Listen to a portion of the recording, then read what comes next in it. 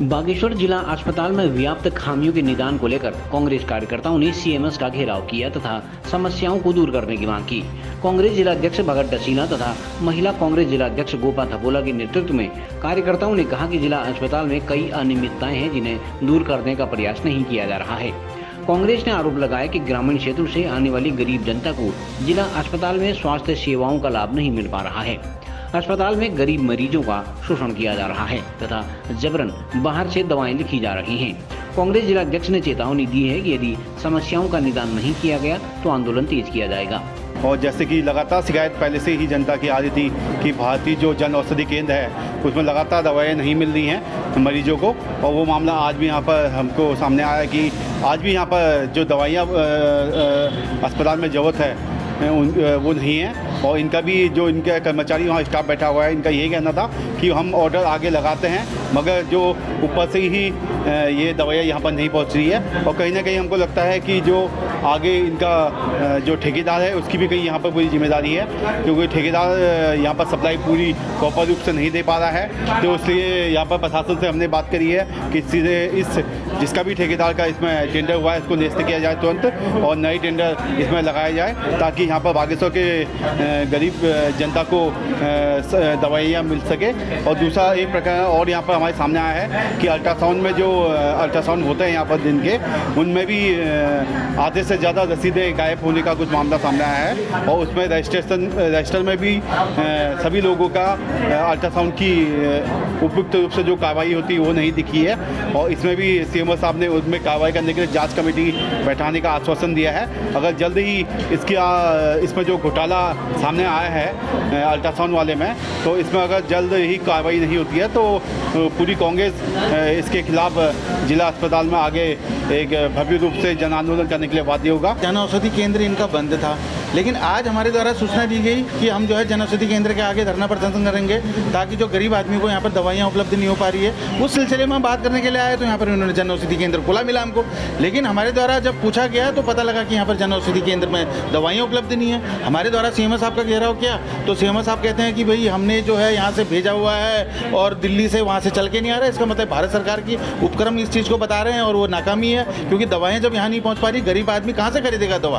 और मैं तो ये कहना चाहूँगा कि जिला अस्पताल से जो दवाइयाँ लिखी जाती हैं, जो डॉक्टर्स वगैरह देखते हैं, लोगों को बाहर जाके खरीदनी पड़ रही है, तो इतने बड़े जिला अस्पताल का हमें क्या ज़रूरत पड़ी है। दूसरी बात हमने इनसे कहा कि भैया जिला अस्पताल में आप ये बताइए कि इतने बड़े जनपद में महिला अस्पताल चिकित्सालय कहाँ चला गया, क्योंकि इससे पहले पूर्व में जिला चिकित्सालय यहाँ पर महिला चिकित्सालय हुआ करता था, लेकिन आज महिला चिकित्सालय गायब है। सीएमओ साहब से हमने पूछा तो सीएमओ साहब कहते हैं कि ये तो हमने यहाँ जिला अस्पताल में मर्ज कर दिया। तो जिला अस्पताल मर्ज कर दिया तो भाई कहीं ना कहीं पेशेंटों को और वार्ड को बेनिफिट मिलता नहीं मिलता ही बताइए आप। अगर जिला अस्पताल के बाद अगर महिला अस्पताल अलग से होता तो महिलाओं को वहाँ सुविधा मिलती, डॉक्टर्स बढ़ते और लोगों को फ़ायदा मिलता, गरीब लोगों को फ़ायदा मिलता। लेकिन उसके बजाय इन लोगों ने क्या करा है कि जिला अस्पताल में ही 8 बेड का बेड इन्होंने जो अस्पताल जो इन्होंने ये मर्ज करके यहीं इसको चला रहे हैं। और जबकि वो 16 बेड का अस्पताल जो है यहाँ पर को पहले हुआ करता था, उस जगह पर इसको तोड़ करके ट्रामा सेंटर का निर्माण किया गया। लेकिन आज जनपद के अंदर में कोई भी, चाहे कस्बा हो चाहे जनपद हो, कहीं पर भी महिला अस्पताल का कहीं को नामो निशान नहीं है। इसके जिम्मेदार सीधे सीधे सरकार है, सरकार के जो नुमाइंदे हैं। हमें तो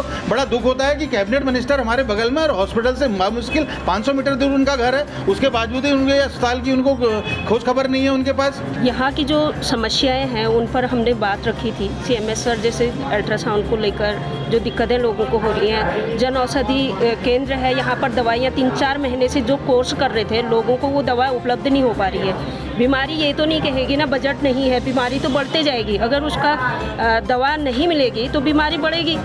और देखिए जैसे जन औषधि केंद्र का एक मैं आपको वाक्य दिखाऊं, ये कि जन औषधि केंद्र लिखा हुआ है, तो ये मैं कह रही हूँ कि भारतीय लिखने में भा को अलग रंग से क्यों रंगा गया, और जन औषधि है तो जन को अलग, जौ को अलग रंग से लिखा गया है, और परियोजना है तो पौ को अलग रंग से लिखा गया है। क्या इसका मैं जिला अस्पताल की प्रबंधन जो इनकी समिति है उसको भी कहना चाहूँगी कि क्या कारण है ये ऐसी चीज़ों को लिखने का। ठीक है आप लिख लेते, दवा तो उपलब्ध करा देते कम से कम। तो इन्हीं समस्याओं को लेकर हम लोग यहाँ पर आए थे और उनसे बात हुई है समाधान करने की, और अपनी व्यवस्थाओं को बढ़ाने की बात कर रहे हैं और कह दे रहे हैं सीधे कि हमारे हाथ में कुछ भी नहीं है। तो हमने कहा है कि आवश्यकता हमको है तो हमको बताना भी पड़ेगा कि इसका समाधान कहाँ से हो। नहीं, आज ये लोग कुछ शिकायतें लेके आए थे मेरे पास, स्पेशली अल्ट्रासाउंड के रिगार्डिंग कि पैसे लिए जा रहे हैं करके। मेरे संज्ञान में जहाँ तक तो ऐसा पैसे तो नहीं लिए जा रहे हैं, क्योंकि हमारे सेंट्रल बिलिंग सिस्टम बना रखा है यहाँ पर, जो पर्ची कटती है यहाँ पर ओबीडी रजिस्ट्रेशन काउंटर के पास हमने एक सेंट्रल बिलिंग सिस्टम कर रखा है, विंडो बना रखा है। और जो पेमेंट वाले होते हैं सब यहाँ होते हैं, यहाँ पर पेमेंट जमा करते हैं। ऊपर अल्ट्रासाउंड कक्ष में तो कोई पैसा नहीं लिया जाता है। शायद कुछ गलतफहमी हुई है। और कुछ जैसे हाँ, ये गलती उसकी रही है काउंटर वाले की, अल्ट्रासाउंड में जो बंदा पर्ची इकट्ठा करता है उसने रजिस्टर में एंट्री नहीं कर रखी थी। अब पूछने पर उसने बताया कि रश इतना होता है। और दूसरा ENC है, जैसे आज 14 ENC के अल्ट्रासाउंड में उसमें प्रपत्र भरे जाते हैं, 3-4 प्रपत्र भरे हैं, उसमें लग जाता है वक्त।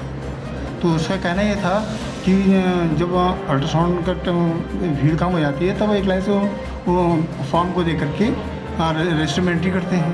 लेकिन अब मैंने उसको सख्त चेतावनी दे दी गई है, हिदायत दी गई है कि कल से जैसे पेशेंट आता है तत्काल उसका रजिस्ट्रेशन अपने रजिस्टर में एंट्री करे, उसका फॉर्म प्रपत्र भर के अल्ट्रासाउंड के लिए आगे डॉक्टर साहब के पास भेजें। इसलिए जनऔषधि केंद्र भी बता रहा है कि बंद रहता है और आज खुला है तो उसमें दवाइयाँ नहीं हैं। जनऔषधि केंद्र के उस संचालक को कई बार नोटिस दिया जा चुका है। लास्ट टाइम मैंने 22 मार्च को नोटिस दिया था उसको, तो उसके द्वारा ये बताया गया कि जो जनऔषधि की दवाइयाँ हैं, जो सप्लाई जो गुड़गांव से आनी थी वो समुचित मात्रा में नहीं आ पा रही हैं, जिस कारण से वो है यहाँ दवाइयाँ उपलब्ध नहीं करा पा रहा है। फिर भी वो लगातार टच में है सप्लाई से, जो सेंटर से। लेकिन ये समस्या सिर्फ यहीं की नहीं है, और कई जिलों में भी ऐसी समस्या आ रही है, और बाकी वहाँ से सप्लाई नहीं है, पूरी नहीं हो पा रही है, जिस कारण से यहाँ दवा उपलब्ध नहीं हो पा रही है। CCI न्यूज़ के लिए ब्यूरो रिपोर्ट बागेश्वर।